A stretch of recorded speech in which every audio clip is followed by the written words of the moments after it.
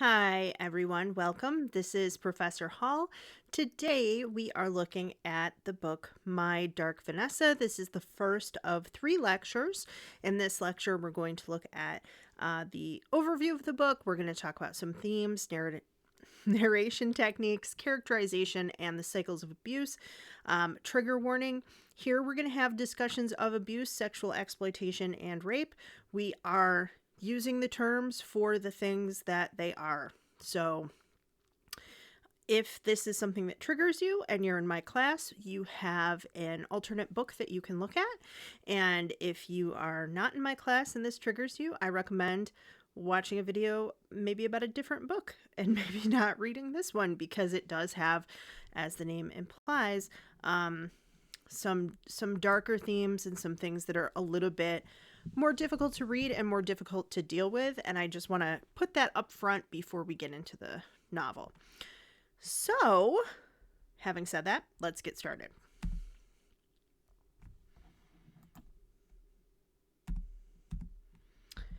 An overview of the book. So, My Dark Vanessa begins in 2017. Vanessa learns that her former high school English teacher, Jacob Strane, has been accused of sexual misconduct by several of his former students. She remembers her own interactions with him, and she kind of at first in these early chapters thinks of it as a torrid affair, particularly resisting labels like victim, molestation, or abuse. We then see Vanessa at 15, an awkward girl with really no friends. She's alone at a boarding school, and she's being deliberately targeted by her teacher. So the narrative shifts back and forth between 2000 and 2017 in particular, and both the reader and Vanessa learn more about the abusive relationship that really interrupted her life and affected her relationships, her sexuality, and her self-esteem. So before I get into the rest of it, I do want to address some of the controversies. The book was released during heightened awareness around abuse during the beginning of the Me Too movement, which kind of added some scrutiny and sensitivity surrounding its themes. If you're not familiar with this movement, essentially what happened is that a few people started to put their stories of being raped, being sexually abused, being victims of sexual harassment, and they started coming forward with their stories. Other people, sometimes women, sometimes men, would tell their stories as well, or just use the hashtag #MeToo, as in saying, like, this also happened to me, right? So this led to a number of accusations of prominent figures and not so prominent figures. And in particular, one of the reasons that I was interested in this book was that this did not happen to me, but I was witness to it happening to someone else when I was in high school, and essentially told that I was not believed when I tried to explain what was going on. I'll put it that way. And many years later, around the time that this book was written, or this book takes place rather, I got a phone call from administrators that were now at that school, asking me what precisely had happened, because this person 15, 20 years later had been doing the same thing year after year after year. And so this is basically what was taking place. Now, some readers and critics of this book felt that the book's portrayal of abuse needed to be handled differently. Some said that the book romanticized abuse, and we'll talk about why I think that happened later on when we get into some of the narration and narrative techniques the author is using. There were also some accusations of plagiarism and similarities related to a memoir that also featured a relationship between a student and a teacher. And the author, Kate Russell, responded to these claims, particularly of the plagiarism. Her book was on one of Oprah's lists, and then it was removed. But she said, the character of Strane was always intended to be a composite of older men that she was involved with as a teenager. So she didn't want to write about her experiences directly in like a memoir form, but fiction allowed her to explore various aspects of her own story. And she has some great interviews here on YouTube. If you're in my class, I have one of those linked in the course for us that we'll be looking at after you read the book, because it has some spoilers. But I really recommend people kind of seek those out, because she really does explain her process, the fact that she kind of started writing some of this when she was younger and in high school and going through some of those things, and then later revisited it when she was in a PhD program as part of her, her final project. So the draft of this book was her dissertation. I would also add that the novel depicts a cycle that is very common in abusive relationships.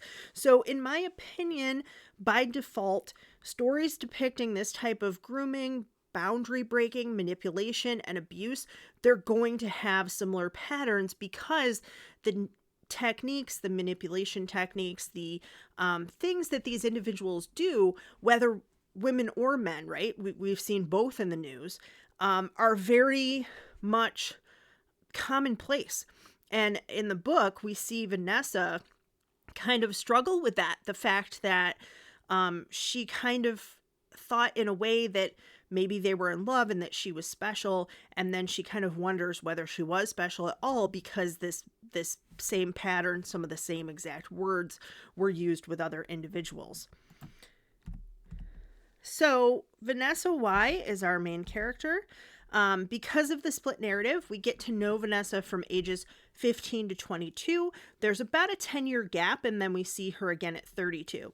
So in that 15 to 22 age range, most of the chapters are taking place in 2000, 2001. They do go all the way up to 2007. So we see Vanessa in college and considering things like grad school and things like that. And then we have this gap, and we see her as a little bit older adult.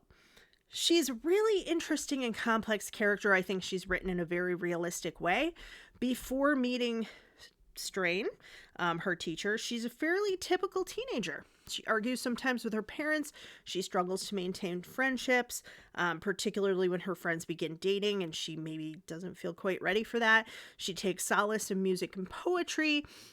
You might identify with her depending on what your life was like as a teenager.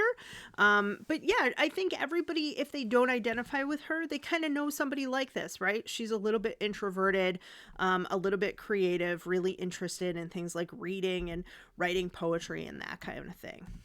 So throughout much of the book, she is a victim of Strane, but she also sees herself as a willing accomplice to his crimes. And we'll talk about that a little bit later in kind of that cycle of abuse. She faces blame, humiliation, slut-shaming by both students and teachers at various times, although there are also people who try to help her. Later, as an adult, she kind of struggles to heal her sexuality, find a stable relationship, find meaningful work, because her identity was arrested when the abuse began. And she's kind of unable to change or grow outside of the ways that this teacher defined her. So it's very interesting to see her healing process as she kind of comes to terms with exactly what this relationship was and what it did to her. So then we have Jacob Strane. In part because we see Strane through Vanessa's eyes. She almost always calls him by his last name. It's this very interesting thing where they're not intimate enough for her to call him Jacob. And there is that age difference, but she's not going to call him Mr. Strane either because, I think that's kind of symbolic of some of those boundaries. But anyway, we see him through her eyes. So he really, as a character, again, I find him kind of interesting because he's not just a one-dimensional pedophile or here ebophile where he's interested in young teen girls rather than younger children. Not that that distinction should really be important, but he's not depicted as just a monster. And I think it would be really easy in a book like this to do that. So we see some various aspects of him. At first, the 42-year-old acts like a mentor to Vanessa.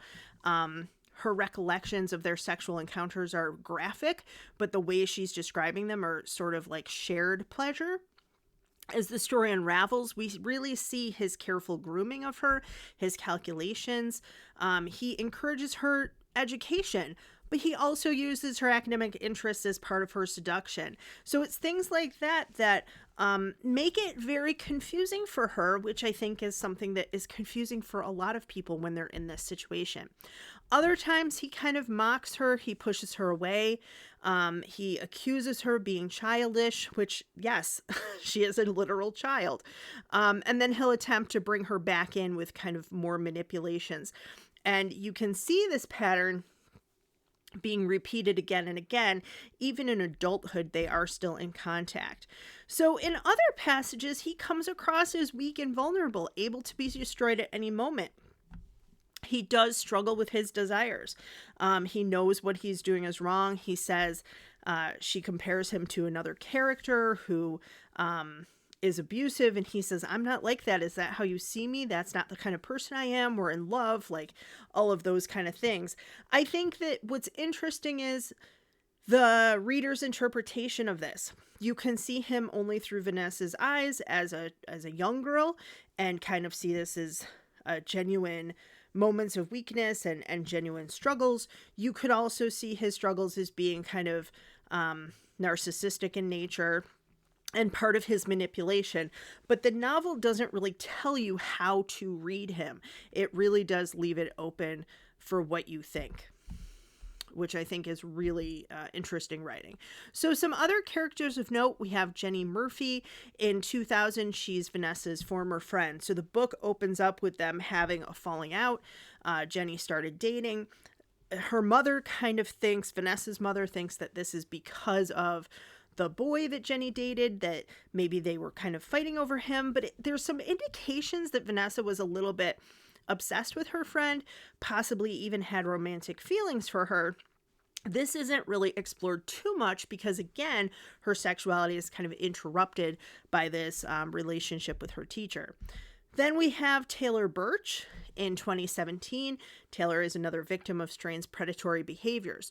So the novel really opens with this inciting incident of Taylor having posted about her experience as part of the growing Me Too movement online. Vanessa keeps looking at the post and seeing how many times it's being shared. She knows that her name's been also connected with this teacher in the past, and she's kind of angry and confused about why Taylor is sharing her experiences. We also have Jan, Vanessa's mother. She has a very strained relationship with Jan. Jan suspects at various points what's going on, but she also seems kind of powerless to do anything about it, particularly as the novel opens when Vanessa is in boarding school for a good portion of the abuse that's going on. And then we have Henry Plow. Now, he shows up much later in the book, but I do want to mention him. Another English teacher who tries to mentor Vanessa in college. It's really not clear, and again, the book leaves it open to interpretation. Vanessa flirts with him a little bit and at times kind of pushes his boundaries, and it's not clear if she's misreading his intent and he really just wants to be a mentor and help a student with some promise in writing and help her get into grad school, or if he's interested in her for sexual purposes, or at least something more than just this mentorship. So looking at it through her perspective is, again, kind of interesting because we'll talk about the narration that is a little bit unreliable at times. The narrative structure, again, shifts between these two time periods. I put some pictures in here. So we have some mentions of Britney Spears, and I just wanted some images. The 8 chapters recount events in Vanessa's life, particularly with Strane, beginning in 2000 when she's 15, as Britney is in this picture. And then we have 9 chapters taking place in 2017 when Vanessa is 32. This is a picture of Britney at 32. I put these pictures in here in part because she's mentioned in the novel, and we'll get into that in the Illusions lecture. But also to show visually the difference between 15 and 32. right? And the fact that you're hearing about this relationship with her teacher in certain ways, but when you remember what 15 actually is and looks like and feels like, it's it's not like she's a 32-year-old adult making clear, rational decisions of things she fully understands. The incidents are narrated in first person perspective. They're chronological and then they alternate between chapters. They're also connected to Vanessa's thoughts and feelings about the events happening in her adult life. So this structure allows us to see the ways in which Vanessa reframed her abuse as an adult, and not in the way that the reader might expect. So I think that part of reading this book, you might come in with expectations that, yes, she was abused when she was 15, but surely by 32, she understands what happened to her. She sees this guy as the monster he is. She thinks he should go to jail. She wants to tell her story. That's not really what's happening, in part because there were all these other smaller events from 2000 to 2007 where she did at certain points feel abused, and then she kind of tries to change how she thinks about it and reframe it, and in some places denial. And in this way, the author makes some great commentary about how memory works, what happens to people dealing with trauma, and we also come to see Vanessa as a bit of an unreliable narrator, at times because of her youth and at times because of this denial and her PTSD. Is she unreliable? At 15, she has some thoughts from her 15-year-old self. It's not like her diary, but we are getting it from her perspective, like kind of supposed to be at the time. She, at certain points, is drawn to Strane, but also thinks he's unattractive. Sometimes his touch repulses her. She disassociates during sex because she is, at that point, it is like a rape scene when he is abusing her. And I will say, if you haven't read it, it is quite graphic. But as a 32-year-old, Vanessa is really unable to be fully mature as an adult. She calls Strane. She asks him to tell her about their earlier sex. He recounts this to her while they're on the phone together. There's some heavy breathing and some other things like that. So it's almost like fetishizing her abuse in a way, or trying to possibly control what happened to her by reliving it as an adult when maybe she has a little more power. It's not really clear. But in either case, this is what I mean by the way that she is reacting to it and the way she's trying to reframe it. Like at 32, she's saying like, no, that was so hot. It was, a torrid affair. And at 15, she's like, my mind goes blank. I think about bread being made. I think about things that are comforting to me. My mind leaves my body while he's doing these things to me. So in some ways, she's more reliable at 15 than she is at 32, surprisingly. So at a certain point, Vanessa is psychologically confronted by these other accusations, and she begins sharing her story with others like her therapist. So this is kind of controversial because we're told to believe women, but Vanessa doesn't really fit the pattern of a victim that people maybe think she should. And again, that's why some people think that the novel romanticizes abuse, but I would say that the sex scenes are graphic in some places, but they're also very sterile. You can see Vanessa trying to cope, trying to see it as romantic, even when it's clearly not, and kind of coming to this revelation that,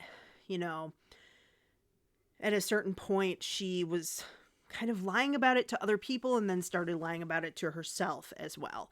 And that's part of her journey, right? So reader expectations. I'd also say that Vanessa has complex and contradictory feelings about the situation, because this is how abuse actually happens the majority of the time. A trusted teacher, friend, or family member acting in a seemingly kind way, grooming and then abusing the child or teen. It's a big umbrella that sexual violence falls under, right? Or rather, sorry, sexual violence is a big umbrella that includes many different aspects. And it's not, we hear more about something that happens when a stranger does this, but we know now that the majority of the time that's just not the case. This often leads to shame, confusion, and trauma in a different way than if the person were assaulted one time by a stranger. This is somebody they know. This is somebody that they have a conception of in their mind about the type of person that they are, right? So at one point, Vanessa says, he raped me. Then she says she's exaggerating and lying. Later, she tries to say, well, it wasn't rape. And she says to a roommate, you can't rape the willing. These are some of the things that she's telling herself. Again, though, as she's coming to terms with what happened to her and what she did as well in kind of perpetuating the relationship into her older years. So the willingness does come later. She's in college. But again, this is after years of grooming, manipulation, lies, abuse, right? So I would say it's kind of similar to a member of a cult doing something for the leader after systematic brainwashing for years and years, right? This kind of narcissistic abuse happens in those types of relationships as well. And like real life, it is complicated. So if you're reading this book, setting aside expectations of how this girl should feel, how she should behave as a victim, how she should call herself a victim, that's what I would kind of recommend you do as you read through these chapters. Narcissistic personality disorder is a mental health condition. It is characterized by an inflated sense of self-importance, a deep need for excessive attention and admiration, troubled relationships, and a lack of empathy for others. I think that the word narcissism is thrown around quite a bit, sometimes where it's not really appropriate, but in this book, I think we see a lot of these traits in Jacob Strane, which is why I wanted to present them to you. So, manipulative behaviors, difficulty recognizing or caring about the feelings or needs of others. We see Strane giving Vanessa poems that he likes when she gives him songs that she enjoys and poems she enjoys. He kind of is very dismissive, doesn't really care about them. It's more about how she's being molded to his expectations, right? Many people with NPD swing between grandiose narcissism, which is acting overly confident, self-important, seeking admiration, and vulnerable or covert narcissism. So this is a hidden narcissism where they're showing insecurity, low self-esteem, they're hypersensitive to criticism, they put themselves in the role of the victim, and many times they're doing this because they don't believe it and they have an overconfident view of themselves, or they feel like the other person has wronged them, or they're pretending to have low self-esteem or even expressing the low self-esteem they do have in order to get attention and to manipulate the person more. So as you read, I'd like you to look for some of these characteristics in Strane. Lack of appropriate boundaries, grandiosity, hypersensitivity, need for validation, using guilt and shame to manipulate, swinging between excessive pride and deep shame, and also how he does this with Vanessa as well. Kind of puts her through these same cycles, building her up, admiring her, and then bringing her down. There you go. Idealizing, devaluing, discarding, and then hoovering, which is sucking you back in. Many narcissists prey upon children and teens. They lack empathy and they seek to control others through sexually abusive behaviors. They find it sometimes easier to dominate their younger victims, sometimes using charm and manipulation to exploit victims for their own gratification.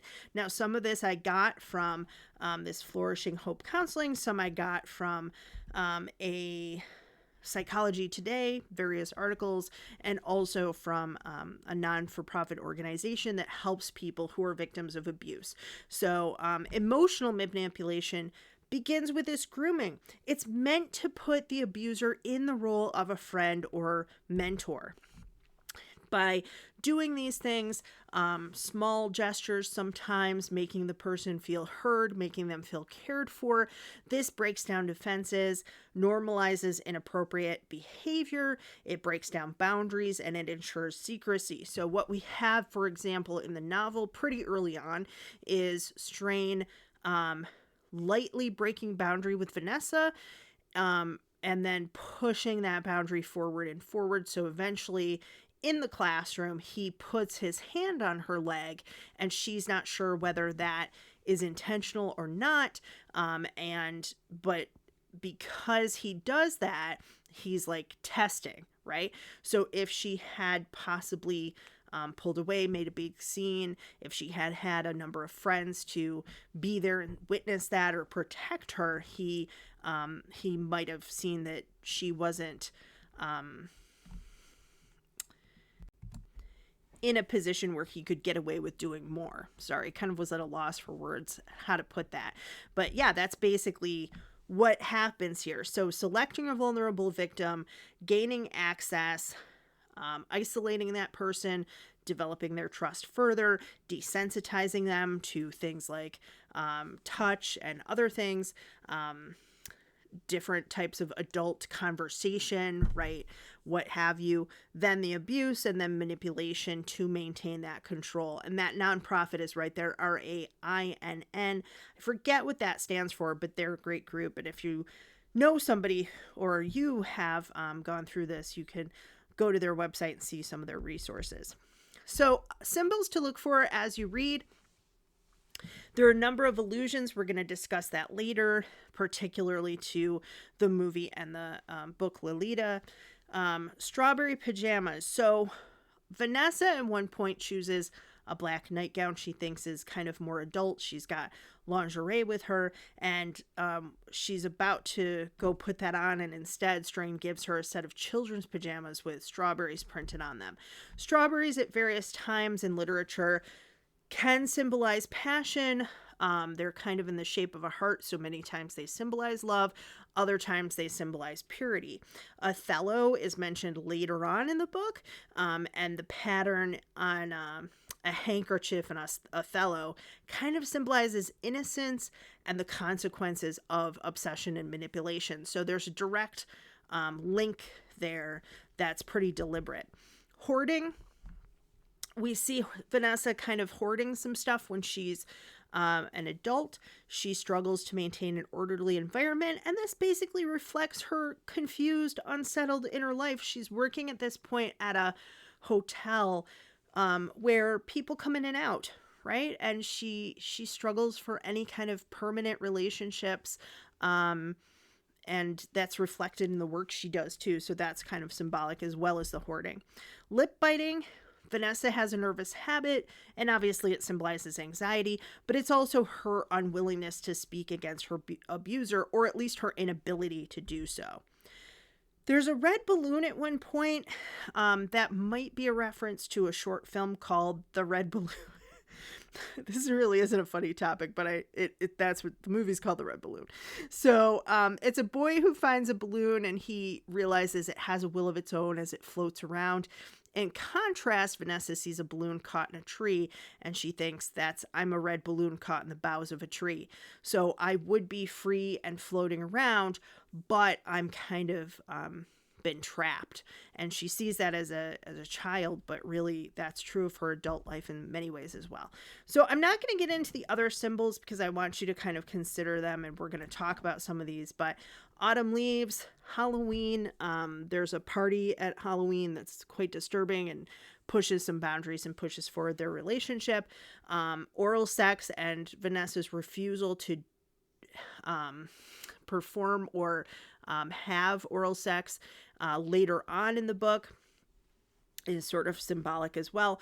Poetry, music, butterflies. Strane's office is a place that he brought her, and she has questions for other girls as to whether they were taken there as well, and she thinks like maybe that was a private space that he didn't take anyone. And then she also has a blog at a certain point where she's sort of expressing some things, but still not telling the whole story. So I'd like you to kind of think about the symbolism of that as well. Okay, some themes to consider. Again, I don't want to get into these too much because I want people to think and analyze while they're reading.